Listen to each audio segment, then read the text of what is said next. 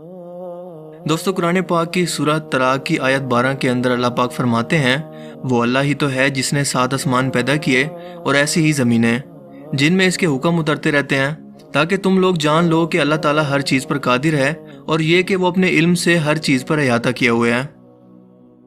इसके बाद सूरह अल बकरा की आयत 29 के अंदर अल्लाह पाक इरशाद फरमाते हैं, वही तो है जिसने सब चीज़ें जो ज़मीन में हैं तुम्हारे लिए पैदा की,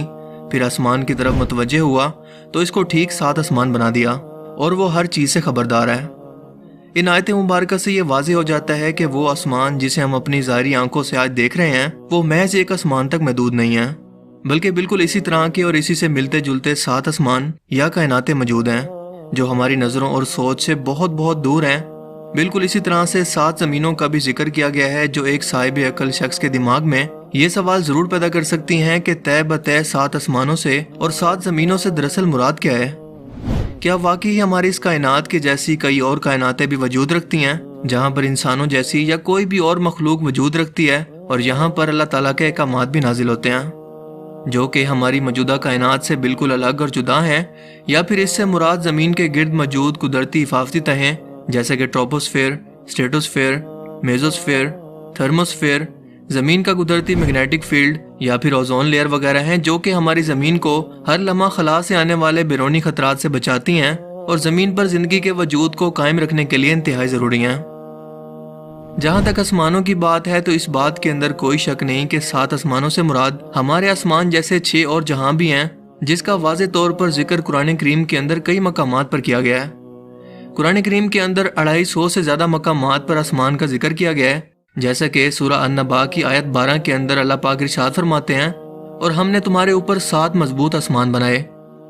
बिल्कुल इसी तरह से सूरह अल इसरा की आयत 44 के अंदर अल्लाह पाक ने मजीद फरमाया, 7 आसमान और ज़मीन के अंदर जो लोग भी हैं सब की सब इसकी तस्बीह बयान करते हैं और मखलूकात में कोई भी चीज़ नहीं मगर इसकी तारीफ के साथ तस्बीह करती है, लेकिन तुम इसकी तस्बीह को नहीं समझते। बेशक वो बुर्दबाद गफ्फार है। यानी कि खालिक कायनात ने सिर्फ एक नहीं बल्कि 7 कायनातें बनाई और इन्हीं कायनातों के अंदर ज़मीन की तरह की ही कई ज़मीनें मौजूद हैं जहाँ पर कई नामालूम मखलूकात आबाद हो सकती हैं, जैसा कि हज़रत आदम अलैहिस्सलाम के ज़मीन पर आने से पहले ज़मीन पर जिन्नात आबाद थे। इसके अलावा नबी पाक सल्लल्लाहु अलैहि वसल्लम का सफ़र मेराज इस बात का वाज़ेह तरीन सबूत है जब अपनी जनती सवारी बुराक पर सफ़र करते हुए हज़रत जिब्राइल अलैहिस्सलाम के हमरा तमाम आसमानी रास्तों को आप सल्लल्लाहु अलैहि वसल्लम ने पार किया, जिसके अंदर 7 आसमान भी शामिल हैं। आपने पहले आसमान पर जिसका नाम रुकैया है और ये दूध से भी ज़्यादा सफ़ेद है, यहाँ पर हज़रत आदम अलैहिस्सलाम से मुलाकात की। फिर दूसरे आसमान पर जिसका नाम फैदूम या माउन है और ये ऐसे लोहे का बना है जिससे रोशनी की शुआएं फूटती हैं, यहाँ पर हज़रत ईसा और याह्या अलैहिस्सलाम से। जबकि तीसरे आसमान पर जिसका नाम मलकूत है और ये तांबे का बना है, यहाँ पर हज़रत यूसुफ अलैहिस्सलाम से। चौथे आसमान पर जिसे जोरा कहते हैं और ये सफ़ेद चांदी से बना है, यहाँ पर हज़रत इदरीस अलैहिस्सलाम से। पांचवें आसमान पर जिसे मजीना कहते हैं और ये सुर्ख सोने का बना है, हज़रत हारून अलैहिस्सलाम से। छठे आसमान पर जिसका नाम खालिसा है और ये चमकदार मोतियों से बना है, यहाँ पर हज़रत मूसा अलैहिस्सलाम से। और सातवें आसमान पर जिसका नाम लाबिया या दामे है और ये सुर्ख याकूत से बना है, यहाँ पर हज़रत इब्राहीम अलैहिस्सलाम से मुलाकात की। और इसी जगह पर बैतुल मामूर भी मौजूद है, यानी कि ज़मीन पर मौजूद खाना काबा की ही तरह का एक और काबा जिसका हर वक्त 70,000 फरिश्ते तवाफ़ करते हैं और जो एक बार इसका तवाफ़ कर ले इसकी दोबारा ज़िंदगी भर बारी नहीं आती। इन्हीं 7 आसमानों के ऊपर जन्नत और जहन्नुम मौजूद हैं और जन्नत का हर दर्जा एक सियारे की सूरत में मौजूद है। इसी तरह जहन्नुम के भी 7 दर्जे हैं, यानी कि 7 सियारे या प्लेनेट इसके ऊपर सिदरतुल मुंतहा यानी कि बेरी के दरख्त तक मौजूद हैं, जो कि हर मखलूकात की हद है। और इससे आगे कोई भी मखलूकात अगर बढ़ना भी चाहे तो वो जल कर खाक में बदल जाएगी।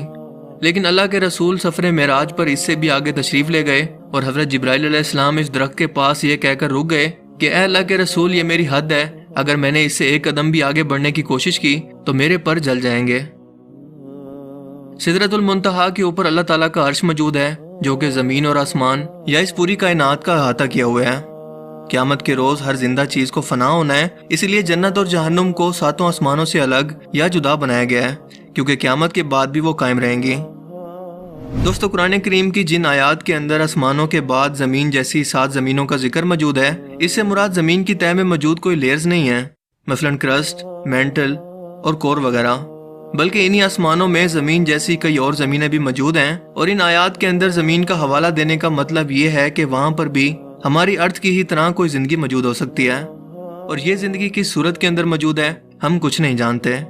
और इसकी मिसाल देने की वजह यह है कि ज़मीन ज़िंदगी की अलामत है और इंसान भी सिर्फ इसी के बारे में जानते हैं।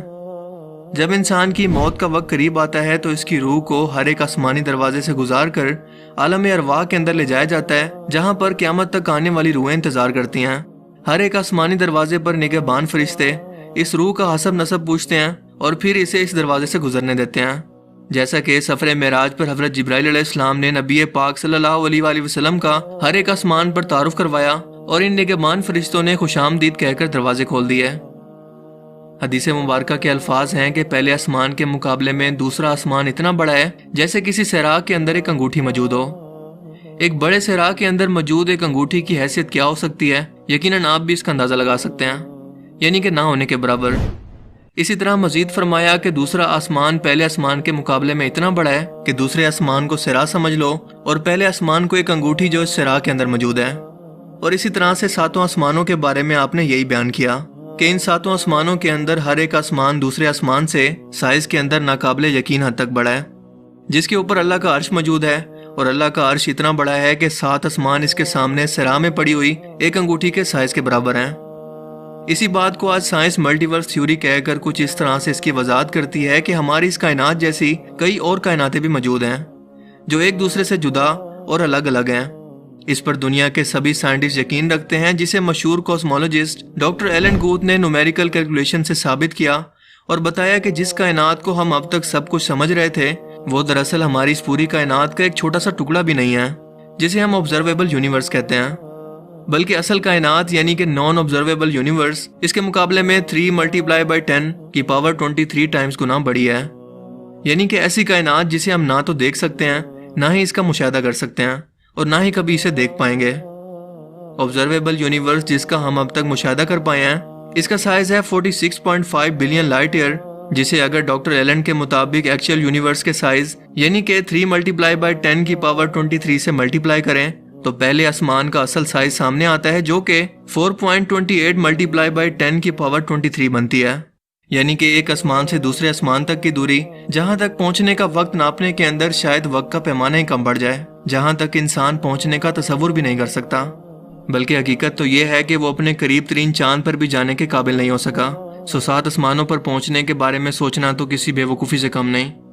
कायनात की वसअत अल्लाह ताला की बेपनाह कुदरत की निशानी है कि इस कदर पावर और टेक्नोलॉजी के हसूल के बावजूद इंसान पहले आसमान तक का सिरा तक नहीं ढूंढ पाए। खुद कुरान करीम ने चैलेंज किया है कि इंसान आसमान और ज़मीन के दायरे से बाहर नहीं निकल सकता जहां तक इसकी हद मुकर्रर है। दोस्तों, किसी चीज़ का आंखों से नज़र ना आना इस बात की दलील नहीं है कि वो चीज़ दरअसल मौजूद ही नहीं है, क्योंकि हमारी इस दुनिया के अंदर भी बहुत सारी ऐसी चीज़ें हैं जिन्हें हम ना तो देख सकते हैं और ना ही छू सकते हैं, लेकिन वो हकीकत के अंदर मौजूद हैं और हम इन चीज़ों को सिर्फ इसलिए मानते हैं कि ये हमारे मुशाहिदे की चीज़ें हैं और हम मुशाहिदे का इनकार नहीं कर सकते। मसलन gravity, dark matter, dark energy, electromagnetic waves और इस तरह की कई चीज़ें हमारी दुनिया और कायनात के अंदर मौजूद हैं, लेकिन हमें नज़र नहीं आती। 7 आसमानों का तसव्वुर भी ज़रा मुख्तलिफ नहीं है, क्योंकि वो हमारी नज़रों से किसी मसलत की वजह से पोशीदा हैं। इस अजीम शान कायनात की तख्लीक के बारे में दुनिया का तकरीबन हर शख्स बिग बैंग थ्योरी पर यकीन रखता है, जिसके मुताबिक हमारी कायनात एक नथिंग पॉइंट से एक सिंगुलैरिटी के अंदर बंद थी, जिसका मैस अनलिमिटेड था और ग्रेविटी हद से ज़्यादा। सो ये एक बड़े धमाके से फट कर बिखर गई, जिससे मौजूदा कायनात, स्टार्स, गैलेक्सीज और नेबुलास वगैरह सब कुछ बना। और ये भी कि यह हर लम्हा रोशनी की रफ्तार से मुसलसल अब तक फैल रही है, जैसा कि धमाके के बाद होता है कि चीज़ें दूर दूर तक बिखर जाती हैं, और जब इस धमाके की शिद्दत ख़त्म होगी तो ये फिर से वहीं पर वापस लिपटना शुरू कर देगी जहाँ से इसका आगाज़ हुआ। इसी बिग बैंग के बारे में कुरान करीम आज से 1400 साल पहले बयान करता है कि क्या काफिरों ने नहीं देखा कि आसमान और ज़मीन दोनों मिले हुए थे, तो हमने इनको जुदा जुदा कर दिया और तमाम जानदार चीज़ें हमने पानी से बनाई। फिर ये लोग ईमान क्यों नहीं लाते? जबकि इस कायनात के खात्मे से मुतल्लिक अल्लाह पाक फरमाते हैं कि क्या तुम नहीं देखते कि जितनी चीज़ें ज़मीन में हैं सब कुछ खुदा ने तुम्हारे ज़ेरे फरमान कर रखी हैं, और कश्तियाँ भी जो इसके हुक्म से दरिया के अंदर चलती हैं, और वो आसमान को थामे रखता है कि ज़मीन पर वो गिर ना पड़े मगर इसके हुक्म से। बेशक खुदा लोगों पर निहायत शफकत करने वाला और मेहरबान है। दोस्तों यहाँ पर आसमान को थामने की बात करना कि वो गिर ना पड़े, इससे मुराद आज की ज़बान के अंदर साइंस की ज़बान में बिग क्रंच थ्योरी है, जिससे मुराद ये है कि जिस रफ्तार से हमारी ये कायनात फैल रही है, इसी रफ्तार से एक दिन सुकड़ कर फिर से एक सिंगुलैरिटी के अंदर बदल कर बिल्कुल ख़त्म हो जाएगी, यानी कि रिवर्स होकर, बिल्कुल एक गुब्बारे की तरह जिसके अंदर हवा भर कर इसे खोल दिया जाए और इसके बाद वो अपनी असली हालत के अंदर वापस आना शुरू कर दे। बिल्कुल यही हाल ग्रेविटी भी पूरी कायनात का करेगी। और ज़रा सोच कर देखें कि ये ग्रेविटी जैसी फोर्स दरअसल है क्या, जो हमें नज़र नहीं आती लेकिन वजूद रखती है। एक ऐसी ताकत जो निज़ाम कायनात संभाले हुए है लेकिन इंसानों के कंट्रोल में नहीं। यकीनन ये अल्लाह का हुक्म है, वरना पूरा आसमान और इसमें मौजूद हर एक चीज़ आज ही इंसानों पर गिर पड़े। आज से 1400 साल पहले इस कायनात के पैदा करने, इसके खात्मे और इसकी वसतों को अरब के सराग के अंदर जब किसी भी किस्म का कोई फल्कियाती या कॉस्मोलॉजी का कोई इल्म मौजूद ही नहीं था, किसने अपने प्यारे पैगंबर को ये सब बातें इतने वाज़ेह अंदाज के अंदर बयान की, जिसे आज 21वीं सदी की साइंस आज के दौर की सबसे बड़ी दरियाफ्त के तौर पर पेश करके फ़ख्र महसूस करती हैं। यकीनन इस खालिक ने जो इस पूरी कायनात को पैदा करने वाला और इसके राजों को जानने वाला है, वो इस पूरी कायनात का अकेला बादशाह है, जिसके दस्ते कुदरत के अंदर इस पूरी कायनात का हर एक ज़रा है और वो इस ज़रे से भी गाफिल नहीं है। मुझे उम्मीद है कि आज की इस वीडियो से आपको बहुत कुछ नया जानने को मिला होगा और ये वीडियो आपको पसंद आया होगा। अगर ये वीडियो आपको अच्छा लगा तो इसे लाइक कीजिए और मज़ीद इस तरह के इन्फॉर्मेटिव वीडियोस के लिए इस चैनल को ज़रूर सब्सक्राइब करें। अब मैं मिलूँगा आपसे एक नई इंटरेस्टिंग वीडियो में, तब तक के लिए अपना बहुत सा ख्याल रखिएगा। Thanks for watching this video. अल्लाह हाफिज़।